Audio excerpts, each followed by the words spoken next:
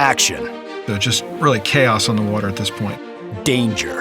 And she's your captain, and she's fearless, and you gotta be fearless too. Adventure. Next thing I know, my sailor is diving into the ring, and the crowd is getting louder.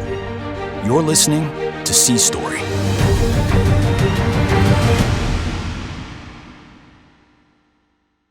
Episode 15, Tsunami.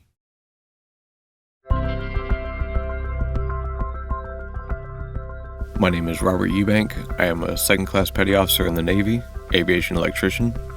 I am from North Carolina, and this is my sea story. Before I joined the Navy, I worked 4 jobs, 7 days a week.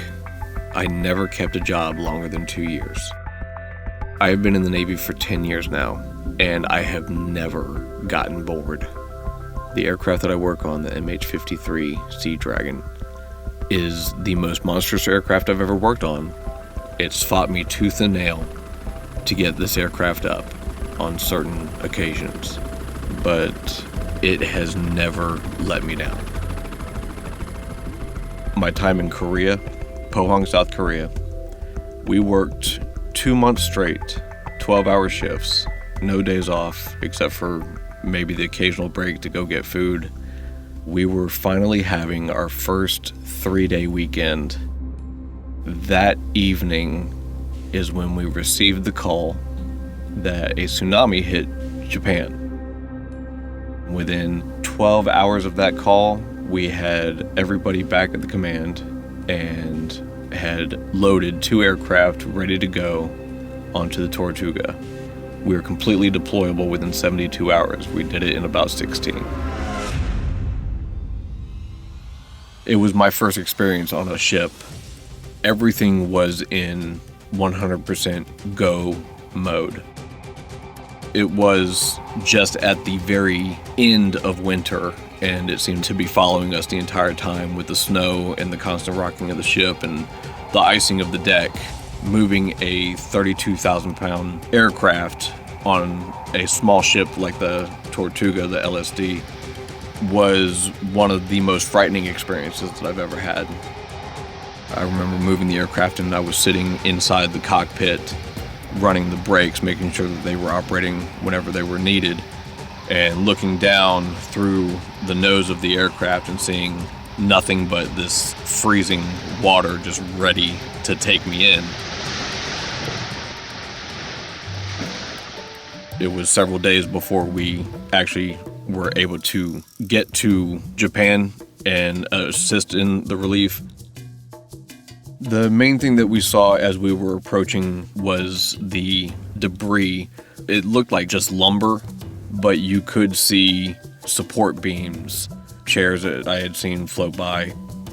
Mainly it looked like pollution, just garbage. Obviously with a tsunami, there is no storm.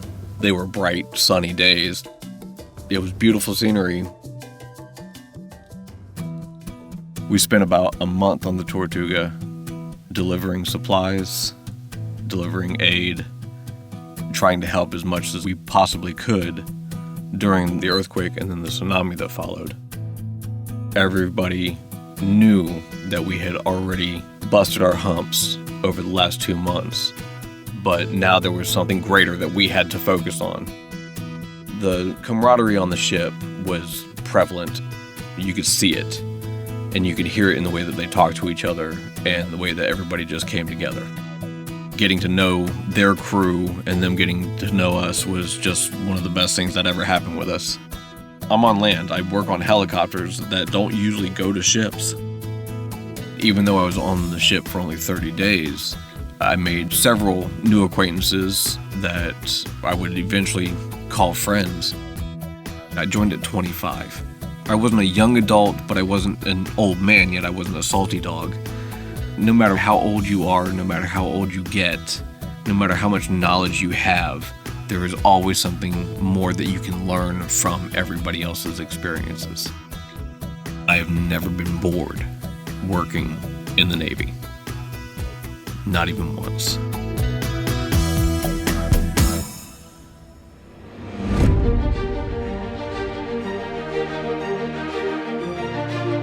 Sea Story is brought to you by America's Navy.